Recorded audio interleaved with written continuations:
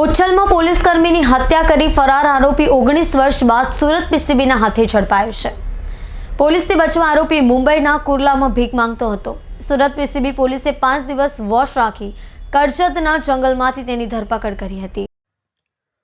ઉચ્છલના જંગલમાં પોલીસ જમાદારની હત્યા કરનાર આરોપીને ઝડપી પાડવામાં પીસીબીને સફળતા મળી હતી। ખૂબ જ ઘાતકી હત્યાને અંજામ આપનાર ખૂંખાર આરોપી રાજુ બાંદ્રા કુર્લા વિસ્તારમાં ભીખ માંગતો હોવાની પોલીસે બાતમી ઇન્સ્પેક્ટર સુવેરાને મળી હતી, જેને આધારે 5 દિવસ સુધી વોચ ગોઠવી તેને ઝડપી પાડવામાં આવ્યો હતો। ઘટનાની માહિતીની અનુસાર 2004 વર્ષમાં ઉચ્છલના જંગલમાં ચચરબુંદા નજીક પોલીસ જમાદારની ઘાતકી હત્યા કરી નાખવામાં આવી હતી। અહીં લૂંટારા લૂંટના ઈરાદે ઊભા હતા। તે સમયે જમાદાર મોટરસાયકલ ઉપર ત્યાંથી પસાર થતા તેને માર્યા બાદ પથ્થરથી તેનું માથું છૂંદી નાખી હત્યા કરવામાં આવી હતી। જે તે સમયે પોલીસને આરોપીઓને ઝડપી પાડવામાં સફળતા મળી હતી।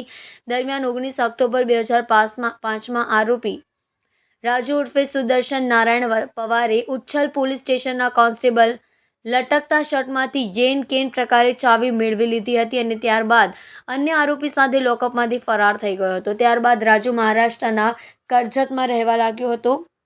તે કરજતથી બાંદ્રા કુર્લા અને ઘાટકોપર ખાતે ભીખ માંગવા આવતો હોવાની બાતમીને આધારે પીસીબીએ તેનું સરનામું મેળવી લીધું હતું।